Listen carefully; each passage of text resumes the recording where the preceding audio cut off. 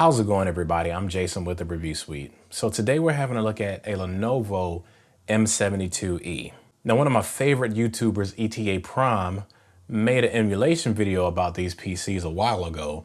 And ever since I saw his video, I've been on the lookout on my local Craigslist for a PC just like this one. I ended up paying 50 bucks for it.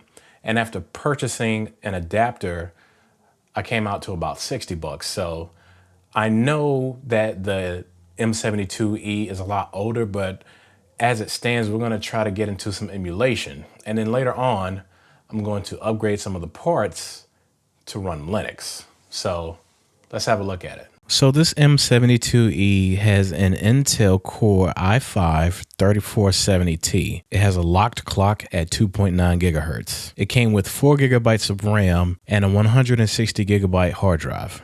So this particular model was manufactured back in 2011, 2012. On the front, you have a power button. You have two USB-A ports. These are USB 3.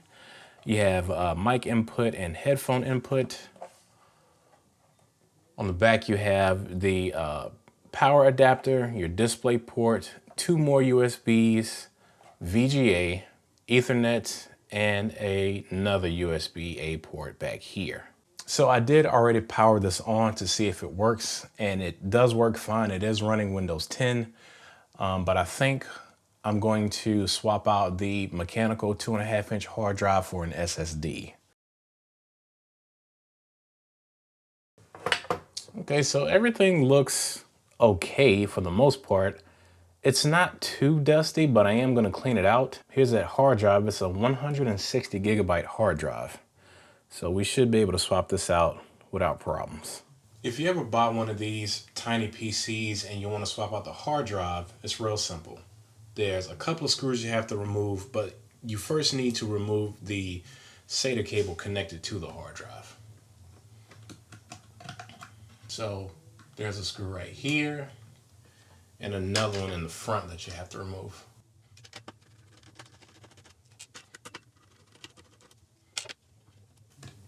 You kind of want to slide the hard drive over so where it's not latched onto this pin here, and then you just want to lift up gently. So here you can see the RAM slots. Again, this unit only has 4 gigabytes of RAM, but this should be enough for Linux. If you want to use this as a Windows machine, you probably want to go up to at least 8 gigabytes. So the hard drive we have for this is a Western Digital 120 gigabyte green drive. I took the label off the front a while back, but it does still work pretty fine, and we're gonna put this in here.